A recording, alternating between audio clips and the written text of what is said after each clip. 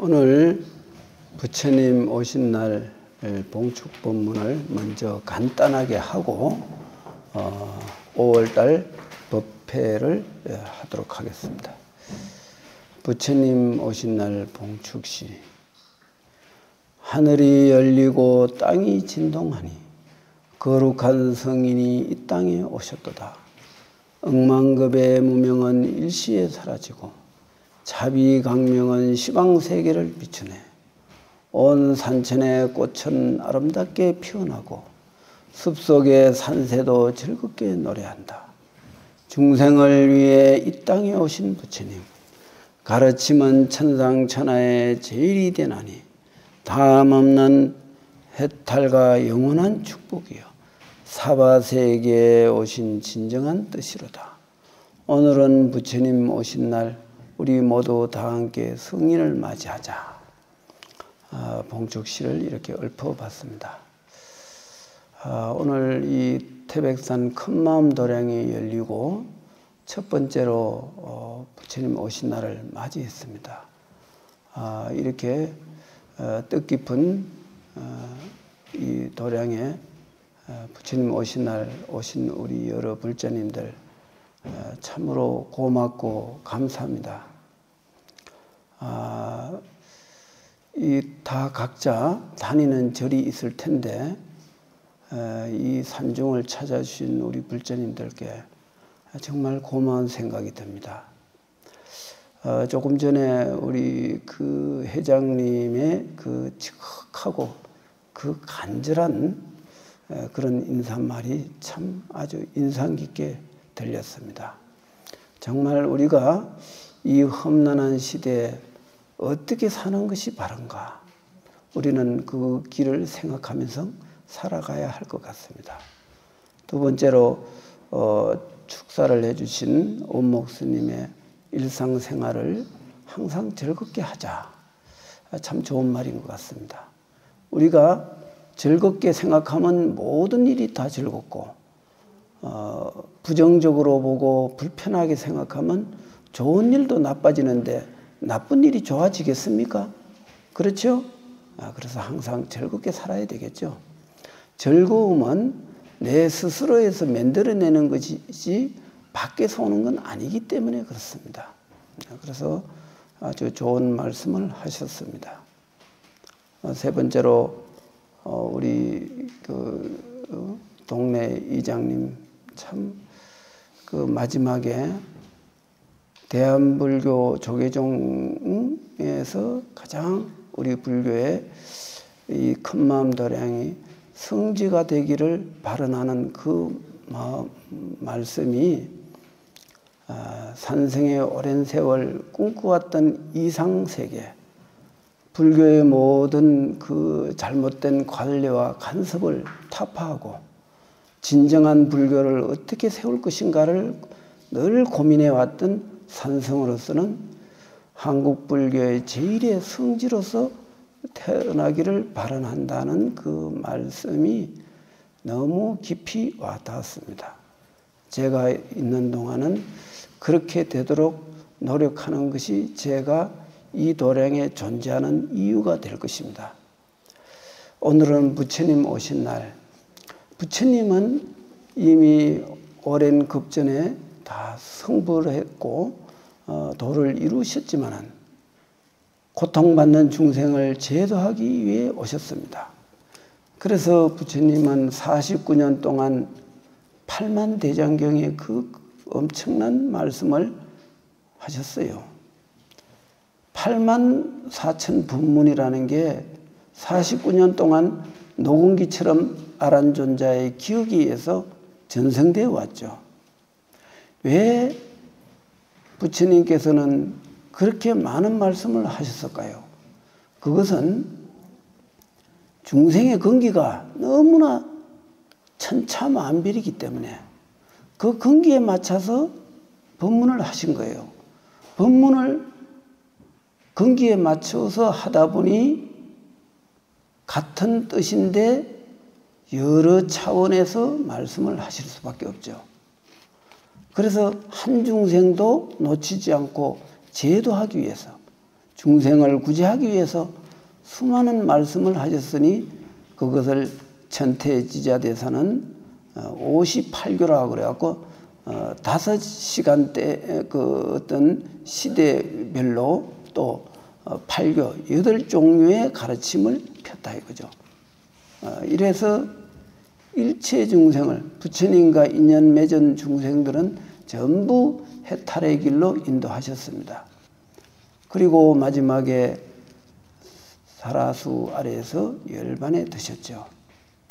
부처님의 그 가르침은 그때 당시로서는 초유에 있는 그 거룩한 법문은 그 5000년 동안 내려온 바라문교의 그 기도와 그 기복적인 제사의식에서 엄청난 변화를 주었고 그것이 인류의 정신세계의 혁명을 일으키는데 크게 기여를 했습니다. 아직까지도 석가모니 부처님의 그 가르침을 능가하는 가르침은 없습니다. 2500년이 지났지만 불교의 그 가르침은 현대 철학가들도 도저히 따라갈 수 없는 높은 그런 인간 해탈의 초월적인 큰 가르침이 되고 있습니다.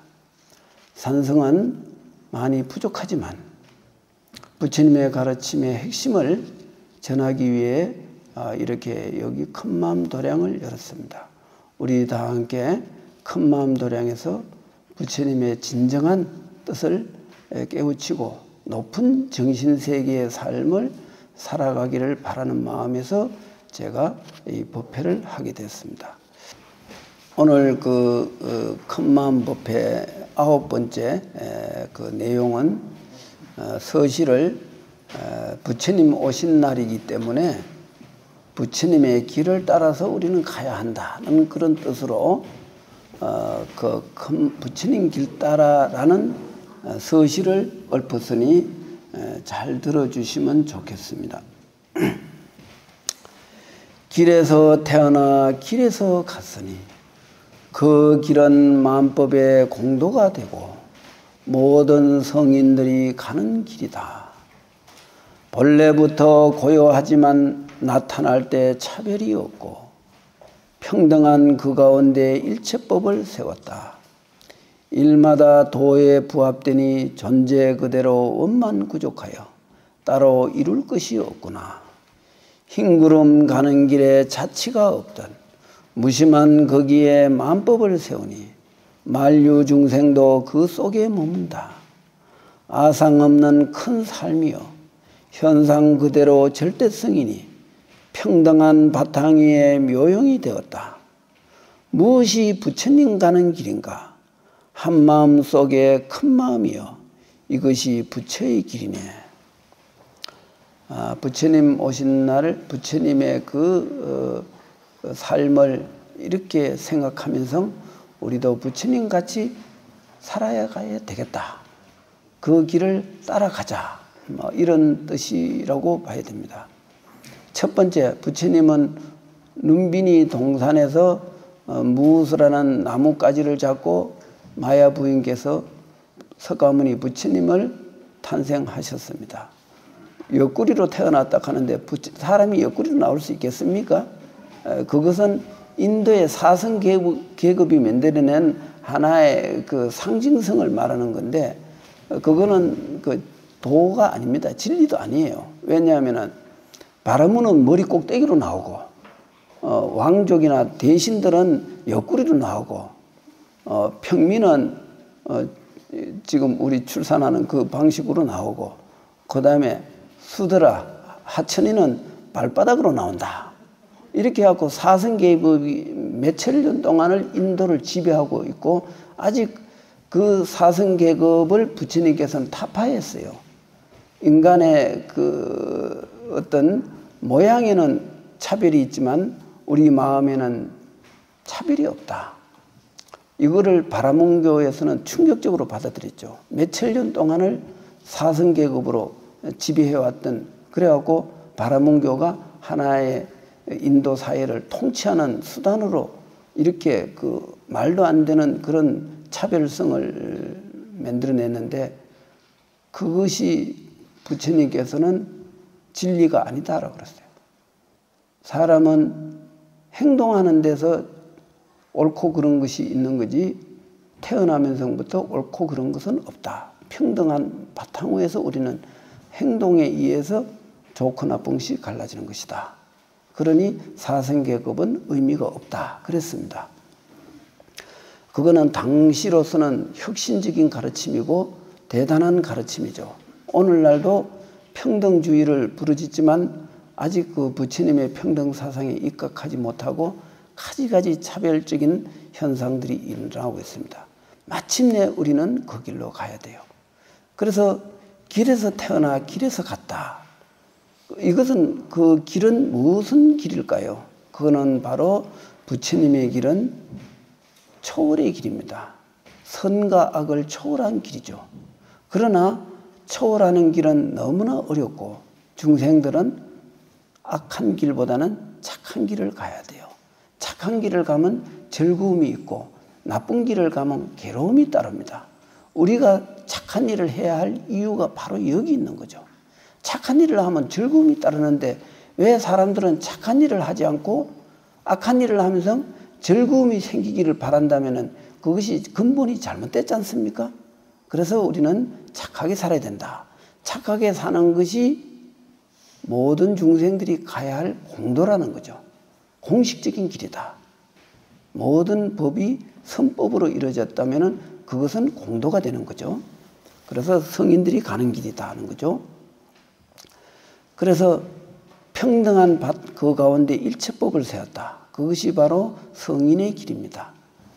그러니 일마다 도에 부합되니 하는 일마다 진리에 부합되니 존재 그대로 좋으면 좋은 대로 나쁘면 나쁜 대로 다 원만구족하다는 거죠. 이것이 절대 평등의 경계입니다.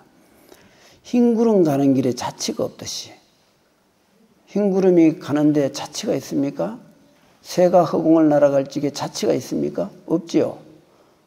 그렇듯이 우리 마음 가운데 한 점의 상도 두지 않는다면 우리는 행위 그대로 진리에 부합이 되는 거죠. 그러나 자치를 남기게 되면은 허물이 생겨요. 거기서는 선악이 나오는 거죠. 우리는 무상무주의 행을 하라는 뜻으로 자치 없는 삶을 살아라. 여기서 말하는 자치는 아상을 두지 말라는 그런 삶입니다. 그래서 아상 없는 큰 삶이요 현상 그대로 절대성이니 평등한 바탕 위에 묘용이 되었다 그랬어요. 이것이 묘용이 바로 대자대비입니다. 모든 상이 끊어진 가운데서 행동하는 것이 진정한 삶이고 진정한 대자대비는 거기서 나온다는 거죠. 내라는 아상을 가지고는 아무리 좋은 일을 해도 그것은 중생의 경계로 떨어지고 상을 버리고 무심으로 좋은 일을 하면은 무심으로 하는 가운데 그것이 바로 대자대비로 이어지는 거죠. 우리는 부처님의 길을 따라가는 사람이죠. 그러려면은 상이 없는 대자대비의 행을 닦아야 돼요. 그것이 뭡니까? 한마음 속에 한마음은 뭐냐? 한마음은 우리의 평등한 마음 바탕을 말해요. 평등한 마음에는 둘이 없어요. 둘이 없으니 한마음이 되겠죠? 바로 우리의 본래 성품 자리를 말하는 거죠. 한마음으로 머물러 있으면 아무것도 안 돼요. 우주 자연의 진리가 작용이 있지 않습니까? 봄, 여름, 가을, 겨울이 이렇게 변화하면서 모든 만물들이 살아갈 수 있어요. 마찬가지로 사람이 허공과 같은 진리 자체에만 머물러 있어 갖고는 아무것도 할 수 없어요. 그렇기 때문에 한 마음 속에서 큰 마음을 일으켜야 돼요. 내가 왜 오늘날 우리나라에 한 마음이란 말은 알아도 큰 마음이란 말은 영 몰라요. 그래서 자꾸 혼동을 하는 거예요. 한 마음이라고. 근데 한 마음은 진리 자체를 말하는 거예요. 진리 둘 아닌 불이법문을 말하는 거예요. 둘 아닌 진리. 선과 악이 둘이 아니고 가고 오미 둘이 아니고 생사와 열반이 둘이 아닌 자리가 한 마음이에요. 한 마음과 큰 마음을 혼동하면 안 됩니다. 큰 마음은 묘용을 말해요. 진공묘유라는 말이 있죠. 진공은 바로 한마음이에요. 왜냐하면 이 큰 허공이 미국의 하늘이 따로 있고 한국의 하늘이 따로 있습니까? 전 우주가 하나의 허공 속으로 다 통일되어 있어요. 여긴 둘이 아니에요. 둘이 아닌 하나라는 거죠. 둘이 아닌 하나는 하나라고 하는 것도 안 맞아요. 그렇지만 아무것도 아니라 하면은 무기에 빠져요. 무기에 빠지면 이것도 저것도 아니기 때문에 그냥 한마음이라고 방편상 이름을 붙이는 거지, 한마음은 한마음이 아니에요. 그래서 한마음에 집착하면 한마음을 놓치게 돼요. 한마음을 바로 보면은 바로 거기에 한마음이라는 말조차도 쓰지 않는 무심이 나타나요. 그 무심이 한마음의 본래 뜻입니다. 그렇다면은 우리가 무심으로 가만 앉아 있으면 어떻게 되겠습니까? 고통받는 중생은 누가 책임집니까? 아무리 한마음이라고 부르짖어 봐야 현재 당장 굶어 죽어가는 사람한테 밥 한 그릇을 줄 수 있는 자비심이 없이 어떻게 한마음만 부르짖는다고 인생의 문제가 해결되겠습니까? 안 되겠지요. 그래서 큰 마음을 내야 돼요. 내 이익을 위하지 않고 내 이익보다는 중생의 이익을 내세우는 것. 우리 당군께서 5,000년 전에 우리나라 백두산에서 나라를 세웠어요. 그게 고조선이에요. 고조선. 그 천년을 지배를 하고 당군의 후손들이 천년을 지배하고 기자가 또 천년을 지배하고 또 여러 세대를 지나다 또 이제 근래 이성계에 의해서 또 조선이 생겨났죠. 그거는 600년이 흘렀어요.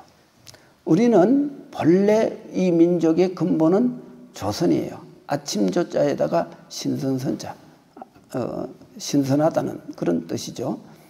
그러면은 이쪽엔 동쪽에 해 뜨는 곳이니 얼마나 아침 햇살이 따뜻합니까? 마찬가지로 당군께서는 홍익인간을 말씀했어요. 이거는 큰 마음이에요. 널리 늙을 홍 이익될 인간, 널리 인간을 이롭게 하자. 이게 우리 조상은 당군 하나입니다. 당군에서 여러 시족이 생겨나갖고 지금 5천만 명이 지금 생겨났어요. 사실은 몽고족, 거란족, 여진족 다 당군의 후손입니다. 그래서 우리 만주와 몽고가 다 우리 당군의 후손들이라고 봐야 돼요. 땅이 아주 넓습니다. 원래 우리가 대국적인 그런 큰 기지를 갖고 있는 나라예요. 그 기상을 우리가 찾아야 돼요. 당군께서 홍익인간이라 널리 인간을 이렇게 하자.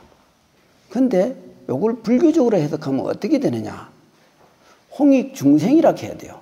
널리 중생을 이렇게 하자는 거예요.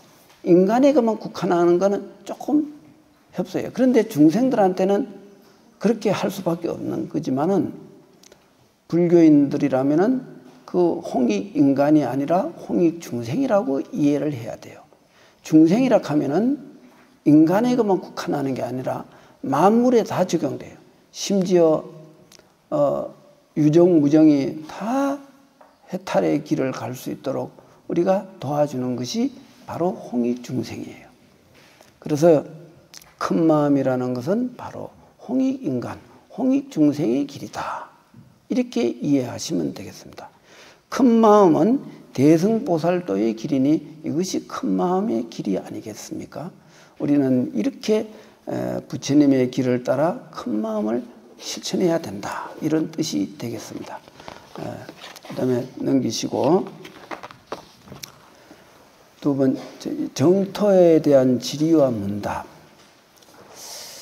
내가 매달 이렇게 정토 연불 법문을 이렇게 조금씩 하는데 사람들은 생각하는 거예요.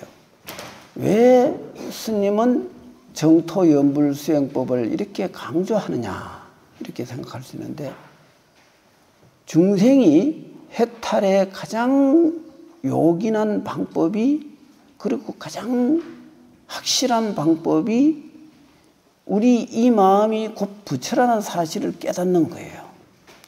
우리가 내가 내 마음을 깨닫지 못하는 것, 그것이 바로 내가 내 자신을 모른다는 거예요. 내가 나를 모름으로 인간이 가지가지 험난한 길을 가게 되었다. 이렇게 되는 거죠. 우리는 내 자신을 알아야 돼요.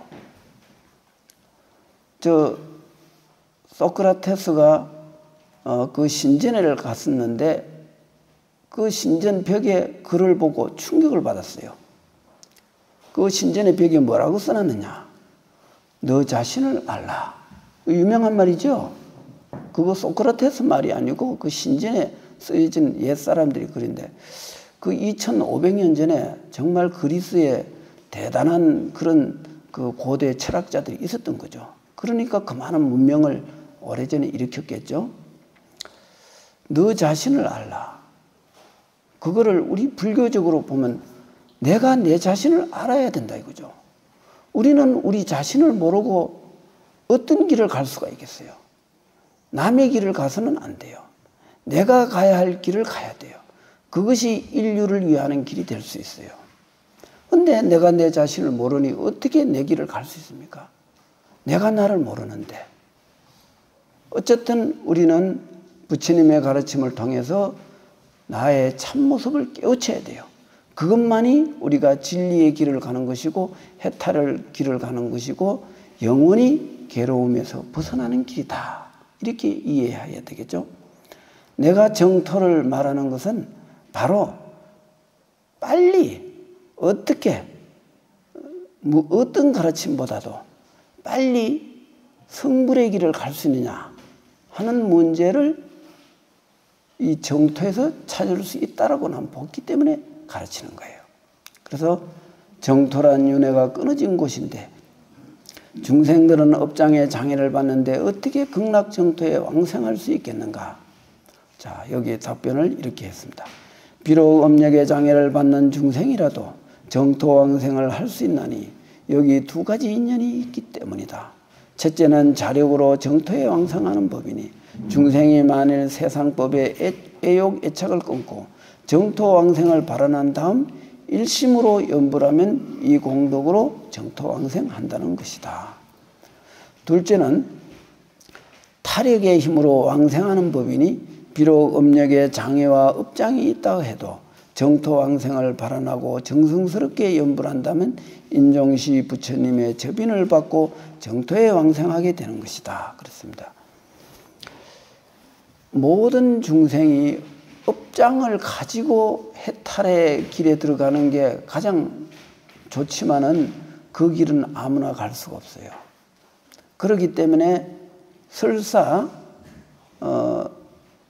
어느 정도 도력을 갖췄다 해도 이 윤회기에 떨어지면은 어머니 뱃속에 10달 동안 있다 나오면은 모든 것이 다 지워져 버려요. 다 기억을 잊어버리고 업력만 남아요. 그러니 업대로 살아갈 수밖에 없는 거죠. 이래 갖고서는 해탈하기 어려워요. 누구도 생사에서 자제한다는 말은 함부로 할 수가 없어요. 사람들은 좀 더 겸손해야 돼요. 너무 잘난 척을 많이 해요. 잘나봐야 얼마나 잘났어요. 그래봐야 다 죽으면 한줌 재에서 끝날 일인데 잘난 것도 없고 못난 것도 없고 못났다 해도 별거 아니고 잘났다 해도 별거 아니에요. 그런 거에 의미를 두면 다음 생에 좋은 업을 받기 어려워요. 왜냐하면 잘난 척하면 그 가보가 따라요. 그렇기 때문에 사람은 좀 더 겸손하고 좀 더 하심하는 마음으로 일상생활을 하면 최소한의 나쁜 짓은 안 하게 돼요. 우리는 선행을 끊임없이 닦아야 돼요. 남을 향한 끊임없이 좋은 감정, 좋은 마음을 가지고 살아야 그 사람이 좋은 길을 갈 수가 있습니다. 염불은 바로 좋은 길을 가는데 큰 역할을 할 수가 있습니다.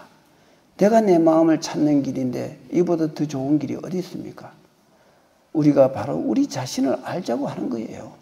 남을 알자고 하는 게 아니라 내가 내 자신을 바르게 깨우쳐서 바른 길로 가자는 것이 이 가르침의 핵심입니다.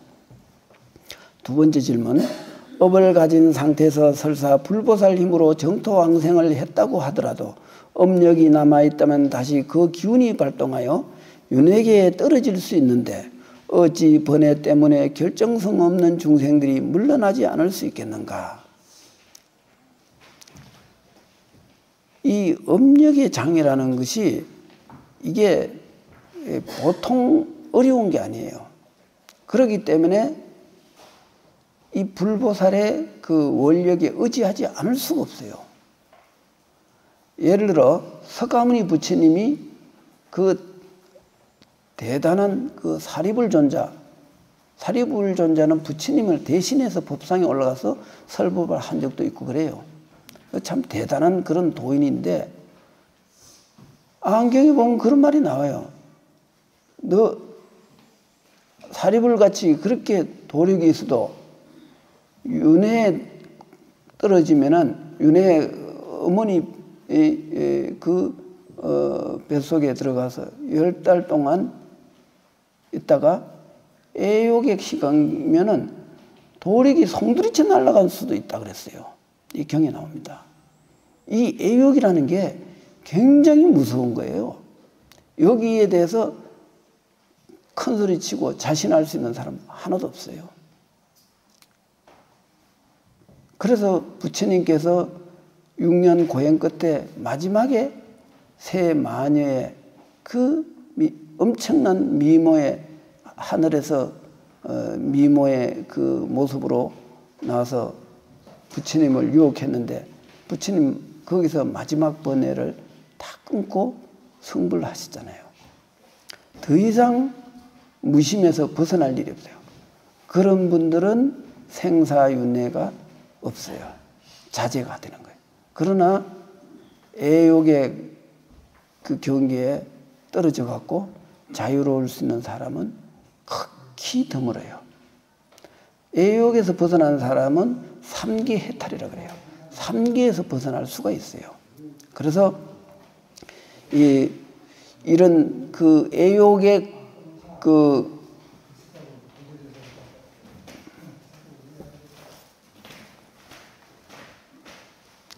애욕에 걸린 사람은 누구도 자유로움이 없어요. 그렇기 때문에 부처님에 의지해야 된다는 거죠. 부처님에 의지해서 우리는 길을 가면은 큰 원력은 배와 같아요. 돌멩이 하나를 물에 던지면은 거기에 바로 깔아앉습니다. 가벼운 거라도 깔아앉아요. 그런데 배에다 태우면은 큰 무게도 100톤, 200톤, 300톤 무게도 감당할 수 있어요.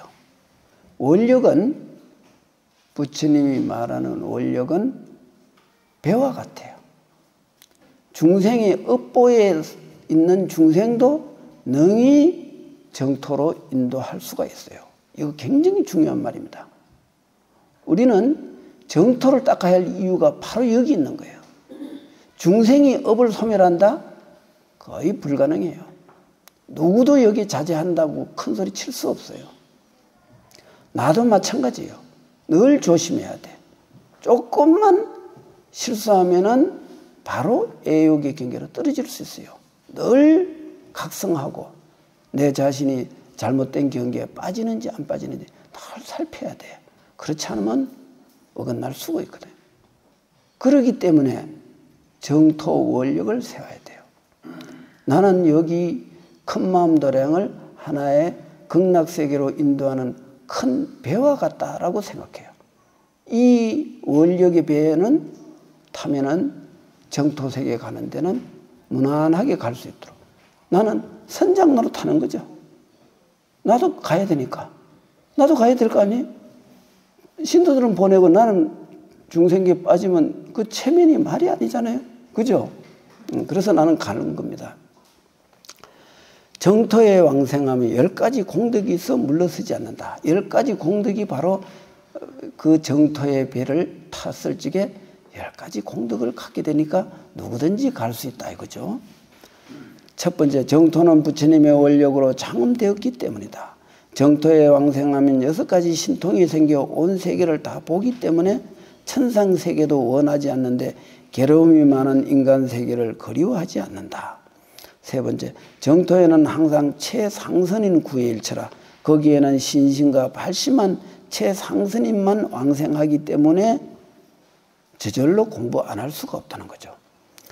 네 번째, 정토에는 음양이 없고 인간 세계는 음양 때문에 이 문제가 많거든요. 근데 정토에는 음양이 없어요. 거기는 여자도 없고 남자도 없어요. 정토에는 음양이 없고 모든 일이 뜻대로 이루어지므로 처음부터 번뇌를 일으킬 소재가 없어요. 정토에 음양이 없으니까 그러면 어떻게 태어납니까? 이 생에서 염불을 지극히 하면 그 팔공덕수의 연꽃에 화생을 해요. 저절로 영체가 태어나는 거죠. 그러니 거기서는 영체로 태어나니 거기는 음양이 없는 거죠. 그래서 모든 게 뜻대로 될 수 있어요. 다섯 번째, 정토에는 외도와 사도 등 마군들의 음력과 기운이 침범할 수 없으므로 잘못된 경계에 떨어지지 않는다. 여섯 번째, 정토란 무한절대성 부처님의 원력으로 구족한 정신세계이므로 잘못된 일이 본래부터 일어나지 않는다. 정토에서 잘못된 일이 생길 수가 없어요. 그런 건 구조적으로 안 돼 있어요. 없어요. 그러니 정토에 태어나고 윤회계에 떨어질까 걱정할 일은 없다는 거죠. 정토에는 본래 고도의 높은 정신세계이므로 감정으로 인한 번뇌가 없고 번뇌에 의한 괴로움과 즐거움이 없으니 언제나 영원성과 초월적인 법열과 즐거움으로 존재하기에 극락세계라고 부른다. 아홉 번째, 본래부터 악연이 없으니 물러서지 않는다. 따라서 정토에는 여유구족이라 따로 필요한 것을 구할 필요가 없다. 열 번째, 정토에 태어나면 상기 10가지 공덕이 있어 필경 성불하게 되니 윤회계에 떨어질 일이 없는 것이다. 상기 정토의 10가지 공덕은 정토 삼부경에 나오는 내용을 바탕으로 산성이 정리했다.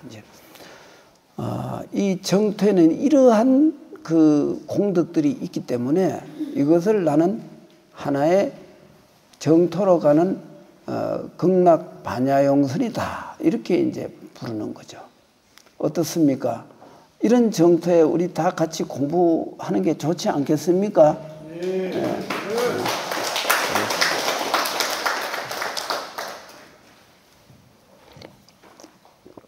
이제 그러면 연불문답은 이제 오늘 분은 요거로 하고, 그다음에 원각경 시간 관계상 내가 좀 빨리 진행하겠습니다. 원각경 제사 금강장 보살장. 이 원각경에 12보살의 그 질문과 답이 있는데 내용을 보면은 하나도 흘릴 말이 없어요. 너무 중요한 말이라. 그래서 옛날 큰 스님들이 이 원각경을 굉장히 중요시했어요. 그런데 굉장히 내용이 어렵다 보니까 사람들이 잘 이해를 못하는데 오늘 내가 좀 핵심만 내가 추려낸 거예요.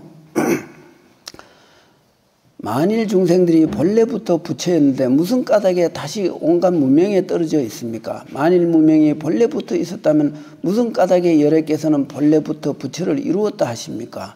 만일 시방의 중생이 본래 부처를 이루었지만 나중에 다시 번뇌를 일으키던 모든 부처님도 다시 번뇌를 일어날 수 있는 것 아닙니까? 이제 이게 뭐냐면은 금이 잡석 속에 있지만은 이 잡석이 금을 에워싸고 있으니 이 잡석을 때문에 잡석을 무명으로 번뇌로 보면은 이 번뇌를 어떻게 그 순금이 됐다가 또 잡석 속에 또 섞이면 어떡하느냐. 그럼 또 잡석에 섞여갖고 번뇌에 또 중생이 되는 거 아니냐. 이걸 걱정해서 질문한 거예요. 여기 대해서 부처님이 대답이 아주 명쾌한 대답을 하셨으니까 잘 봐요. 모든 윤회는 착각에서 오는 것이니 마치 눈병 난 사람이 허공에 꽃을 보는 것과 같고 구름이 흘러가지만 달이 더 빨리 지나가는 것처럼 지금 너의 세 가지 미혹도 이와 다르지 않다. 요거는 무슨 말이냐면은 번뇌라고 인식하는 그것이 근본 번뇌가 되는 거죠. 그러니 번뇌라고 인식하는 순간 번뇌에서 못 벗어나요. 그런데 번뇌가 본래 존재하지 않는 것이다라는 걸 이해했을 적에는 번뇌가 본래 없는데 물들 게 어디 있느냐 이거. 물들 주체가 어디 있느냐 이거죠. 이렇게 되는 거죠. 그래서 눈병이 나서 허공에 꽃을 봤지만 그거는 허공에는 꽃이 원래 없고 내 눈병이 나갖고 허공을 꽃을 본 거를 갖다가 그 꽃이 또 눈병이 나서 또 생기면 어떡하느냐 이렇게 걱정할 필요는 없다. 왜냐? 한번 눈병이 나오면은 더 이상 허공의 꽃은 볼 일이 없다. 이런 거죠. 선남자야 비유하건대 중생의 견해가 허공에 나타난 꽃 같아 본래 생겨난 것이 아닌데 언제 없어질 걸 기다릴 것 있겠는가? 허공에는 본래 꽃이 없기에 생겨나거나 소멸할 일도 없다. 생사와 열반도 그와 같다. 선남자야 비유하건대 잡석 속에 금이 있으나 금의 본성은 변함이 없고 만일 재련하여 잡석을 제거하고 나면 다시는 재련하기 전 광석으로 돌아가지 않는 것과 같다. 때문에 열애가 말하기를 먼저 오랜 윤회의 근본인 무명과 애착을 끊으라고 한 것이다. 무명과 애착이 완전히 소멸되면 다시는 중생계로 돌아올 일은 없다. 여기서 우리가 두 가지 측면을 알아야 돼요. 자꾸 마음이 곧 부처라는 이 사실이 그게 바로 본각이라 그래요. 본각은 본래 우리의 이 마음이 바로 부처라는 사실을 인식되기 전 그 본래 부처라는 사실이에요. 본래 부처를 인식했지만 그것이 닦아서 깨닫지 못하면 그냥 금이 잡석 속에 묻혀 있는 것처럼 그렇다고 해서 금이 아니라고는 할 수 없잖아요. 그런 것처럼 그랬는데 시각을 통해서 시각을 통해서 깨닫게 되면은 더 이상 잡석 속에 또 금이 묻힐 일은 없다는 거죠. 요게 그래서 두 가지 측면을 이해 못하면은 혼동이 있어요. 그래서 우리가 마음자리를 불성으로 받아들이는 것은 본각을 말하는 거고 그 마음이 비록 그 현상경계에 물들어서 혼탁해졌으니 그것을 닦는 것을 시각이라 그래요. 우리가 수행하는 건 바로 시각을 이루기 위한 거예요. 본각이 아니에요. 본각은 본래 우리 부처인데 뭘 닦을 게 뭐가 있어요. 본각은 그대로예요. 본각은 닦고 말고 할 필요가 없어요. 그냥 그대로 놔두면 되는 거예요. 단지 번뇌에 물든 이 마음을 우리가 다스리지 않으면 누가 다스리겠느냐. 내가 잘못된 이 마음을 어느 부처가 내 마음의 미혹을 제거시켜 줄 부처가 어디 있습니까? 내 길은 내가 가야 돼요. 누구도 내 허망함을 누구도 도와주지 못해요. 그래서 우리는 여기서 닦아야 돼요. 닦는 길이 일심으로 염불 하는 것이에요. 염불하고 마음을 자꾸 맑히고 나쁜 짓을 안 하고 선행을 자꾸 쌓고 이러다 보면은 저절로 마음이 밝아지면은 정극강 통달이라 깨끗함이 지극할 때 강명은 통달한다. 그랬습니다. 이게 굉장히 중요한 거예요. 우리 불자님들이 이러한 그 가르침에 의지해서 마음을 방심하지 말고 내 마음은 내가 닦아야지 누구도 대신해 줄 수 없다. 이런 사실을 역력하게 인식하고 우리가 현실 속에서 생활은 방편이에요. 이 몸뚱아리를 유지하기 위해서 직업도 가지고 일상의 일은 하지만은 그게 내 인생의 전부가 될 수는 없어요. 왜냐하면 그는 내 이 몸뚱아리가 죽고 나면은 그 산더미처럼 쌓아놓은 노력도 다 허망한 거예요. 남는 거 없어요. 그러니 우리는 이 마음을 닦는 일을 소홀히 할 수 없다는 거죠. 왜냐하면 내 마음은 내가 닦아야지 남이 닦아줄 수가 없으니까. 근데 우리 불자들이 내가 공부하라고 하면 뭐라 하느냐면은 스님 좀 요즘 굉장히 바빠요. 내가 언제 한가롭게 지금 그 공부할 시간이 어디 있어요. 지금 먹고 살기가 얼마나 바쁜데 스님께서는 편안하게 그냥 공부만 하라고 하는데 스님 그 세상을 안 살아봐서 잘 모르는 말씀이신데 세상은 참 바쁩니다. 아니 나도 세상 바쁜 거 잘 알아요. 근데 그게 바쁜 게 아니에요. 그거보다 더 바쁜 게 이 마음 닦는 건데 진짜 중요한 거는 바쁘다 하고 바쁘지 않다 하고 바쁘지 않은 거는 또 바쁘다 하고 이 전도몽상이라는 거죠. 원리 전도몽상. 멀리 떠나야 돼요. 전도몽상을 빨리 멀리 하자고 우리 반야식이 맨날 그 연승도 원리 전도몽상은 하지 않고 맨날 전도몽상이 너무 바쁘다. 그 전도몽상이 바쁜 거는 누가 책임져요? 죽으면 끝날 일인데 아무것도 아닌데. 이제 우리는 지금 최소한도로 60이 넘은 사람은 진짜 정신 차려야 돼요. 60 넘어갖고 뭐 바빠요? 세상이란 아무것도 필요 없어요. 정신 닦는 마음. 그동안 60 될 때까지 부지런히 벌어갖고 죽을 때까지 먹고 살 거는 다 장만됐잖아요. 그럼 뭐, 그 다음에는 뭘 해야 돼요? 우리 마음 닦는 일을 해야 돼요. 이게 이제 다음 생에 내가 가져갈 살림살이에요. 진짜 내 살림살이는 뒷전으로 미루고 자식을 위한다고 오만 살림살이 넘겨줘봐야 자식들은 부모, 지가 노력해서 얻지 않은 재물이 자식들이 그거 관리되겠어요? 흥청망청 쓰다가 하루아침에 거지가 되는 거지. 본인이 노력한 것만이 진실한 거예요.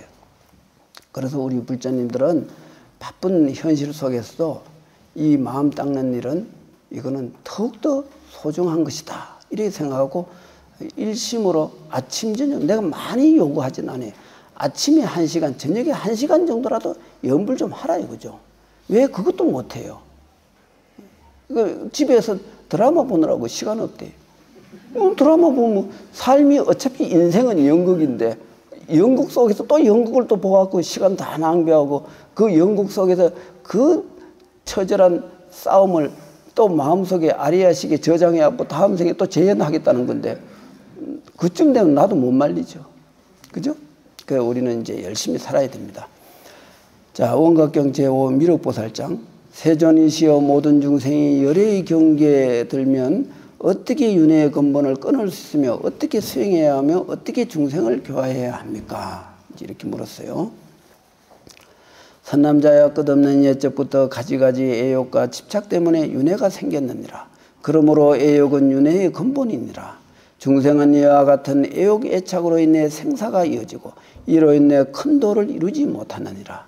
선남자야 탐욕이 있는 까닭에 애욕의 갈증을 일으키고 생사에 유전하니 탐욕은 애욕으로 인해 생기고 목숨은 탐욕으로 인해 나오는데 중생은 목숨을 사랑함으로 인해 탐욕이 의지하느니 때문에 애욕은 근본이요 목숨은 사랑의 결과이니라. 그러므로 중생들이 생사윤회에 벗어나려고 한다면 먼저 탐욕을 끊고 애욕을 소멸해야 하느니라. 선남자야 일체 중생에게는 2가지 장애와 5종류 성품이 있다. 먼저 2가지 장애란 2장과 4장이다. 또한 5종의 성품이란 소승의 1. 소승의 근기밖에 되지 않는 중생 2. 영각밖에 되지 않는 중생 3. 보살 승인이 보살의 지위까지 갈 수 있는 근기 4. 결정성이 없는 중생 5. 천성적으로 외도성이 농하여 불도를 이루기 어려운 중생이다. 선남자의 보살은 오직 대비방편으로 세간에 들어가 깨닫지 못한 일을 깨우쳐주며 갖가지 방편으로 역경과 순경에 따라 그들과 동사섭으로 교화해야 하나니 이 모두가 끝없는 원력에 의지하여 행하느니라. 여기서 좀 중요한 게 몇 가지가 있는데요. 앞에 전반부는 뭐 그 글 내용대로 그냥 이해하시면 되고 이제 선남자의 일체 중생에 2가지 장애가 있다 그랬어요. 2장과 4장. 2장이라는 것은 정신적으로 문제를 일으키는 사람, 정신적 장애라고 보면 되죠. 근데 여기서 말하는 정신적 장애는 또 뭐를 말하느냐 하면은 우리가 사고 방식에 문제가 있는 사람. 특히 그 우리가 일상생활에서 자기 중심적인 사고에 빠진 사람들이 많아요. 의외로 많아요. 내 생각만 옳다. 이거는 굉장히 이 다양한 사회에서 한 가지 생각이 옳은 게 어디 있습니까? 절대 그런 건 없어요. 너무 지나치게 똥꼬집 좀 부리지 마.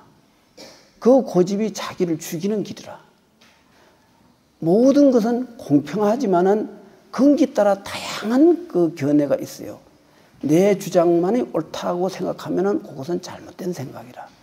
그것은 누구에게도 도움이 안 돼요. 그래서 그것을 자기중심적인 사고방식에 빠져서는 안 된다.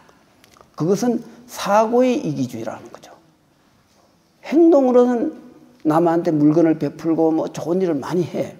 그런데 사고의 이기주의는 이거 참 위험한 거예요. 내 생각만 옳고 남의 생각은 가차없이 쳐버리는 거. 남 생각은 필요 없어. 내가 주장하는 것이 최고야. 그러니 모든 사람은 내 생각을 따라. 어떤 군주적인 사고방식. 임금들 미친 짓을 하면서도 내 법을 따르라 하는 거, 그거 얼마나 위험해요. 그래갖고 죄 없는 사람을 죽이기도 하고 그러잖아요. 그래서 우리는 사고의 이기주의에 참 경계를 해야 돼요. 내 생각만 옳다고 생각하는 이 잘못된 경계, 이것이 인생의 큰 허물이 돼요. 우리는 결코 자기중심적 사고방식에 빠지지 말라는 거죠. 내 말 잘 들어요. 정신 집중해서 들어요. 이게 중요한 이야기야. 자기중심적 사고, 이것은 사고의 이기주의다. 내가 이렇게 봐요. 우리가 물질적이고 현실적인 이기주의도 문제가 되지만은 정신적 이기주의는 물질적 이기주의보다도 더 위험한 이기주의예요. 우리는 각종 이기주의를 멀리할 줄 알아야 돼요. 정신적 이기주의가 물질적 이기주의로 이어져요. 간혹 가다가 물질적으로는 이기심이 없는데 정신적으로 이기적인 사람이 있어요. 그러나 그것도 위험하고, 물질적인 이기주의에다가 정신적 이기주의까지 포함했다면 이거는 구제불능이야. 그거는 불법을 가르쳐도 아무 소용없어요. 여기서 보면 천성적으로 외도성이 농후하여 불도를 이루기 어려운 중생이 있다 그랬어요. 타고나기를 외도의 성향이 좀 농후한 그런 기질들이 있어요. 이런 사람은 불교를 이야기하면 코웃음 쳐요. 그 말도 안 되는 소리라고 해요. 이 세상에는 하나님이 최고인데 뭔 소리야? 이렇게 나오는 사람들이 있어요. 그런 사람도 교화가 안 돼요. 그러면 하나님 누가 만들었느냐? 이렇게 물으면 그건 본래 붙어 있는 거예요. 본래 붙어 있는 거는 허공밖에 없어요. 허공만이 본래 붙어 있어요. 근데 허공이 어떤 작용을 해요? 작용이 없죠? 그렇기 때문에 우리는 진리는 무언이라, 진리는 말이 없는 거예요. 말이 나오면은 벌써 상대적이 되는 거예요. 좋은 말이 있으면 나쁜 말이 나오고, 나쁜 말이 있으므로 좋은 말이 나와요. 모든 세상은 상대적으로 존재하는 거예요. 상대성을 초월한 것은 절대인데, 절대는 상대에 의해서 절대라는 것은 또한 존재하지 않아요. 상대에 의해서 설정된 절대는 없다는 거죠. 그렇기 때문에 일반적으로 내 말은 절대적이다 하면 그거는 바로 상대적이 돼요. 절대라 하지만 그게 상대가 된다는 거죠. 진정한 절대는 절대라는 언어 자체를 쓰지 말아야 돼요. 쓰지 말고 있는 그대로 절대성을 볼 줄 알아야 돼. 모든 존재가 내가 봤을 적에 이 세상에서 절대 아닌 게 없어요. 전부 절대예요. 단지 상대라는 것은 중생들의 잘못된 착각의 경계라는 거죠. 잘못 보고 있는 것만이 상대예요. 있는 그대로를 보는 사람은 존재 그대로 절대성을 보는 거예요. 그렇기 때문에 이 세상은 누구에 의해서 존재하는 게 아니라 중생의 착각에 의해서 존재하는 것이다. 착각을 버리면은 이 모든 존재가 다 절대자예요. 이것을 떠나서 절대자가 따로 있는 게 아니에요. 우리가 바로 절대자예요. 단지 깨우치지 못했을 뿐이에요. 우리가 절대성 존재라는 걸 역력하게 인식했을 적에 우리는 있는 그대로에서 현상을 초월한 길을 갈 수가 있어요. 이것이 진리입니다. 이러한 진리를 우리가 이해하지 못하고 함부로 절대란 말을 하는 것은 대단히 어리석은 사람이다. 이제 이렇게 볼 수가 있죠. 이제 우리 불자님들은 2장에도 걸리지 말아야 되지만 4장에도 걸리지 말아야 돼요. 4장이라는 것은 현실적인 생활에서 여러 가지 장애인데, 예를 들어 신체적인 불구라든가 신체적으로 여러 가지 그 어려움이 있는 그런 거를 4장이라 그러는데, 이 사실은 2장에만 걸리지 않는다면은 현실의 장애는 극복이 돼요. 근데 2장이 그 이치적 장애가, 그 정신적 장애가 있으면은 육체적으로 건강하다 해도 그건 문제가 많아요. 그래서 우리는 정신적 장애가 되지 않도록 부처님의 가르침을 잘 배워야 돼요. 그러면은 우리가 다 정신적 장애에서 벗어나서 있는 존재 그대로 절대성을 깨우칠 수 있다, 이거죠. 내가 이 2장과 4장이 엄청 중요하다는 거, 요거를 오늘 잘 새겨 들으면은 크나큰 마음의 보배를 얻을 수가 있을 겁니다. 자, 이제 오늘 강의는 요거로 마치겠습니다. 성불하십시오.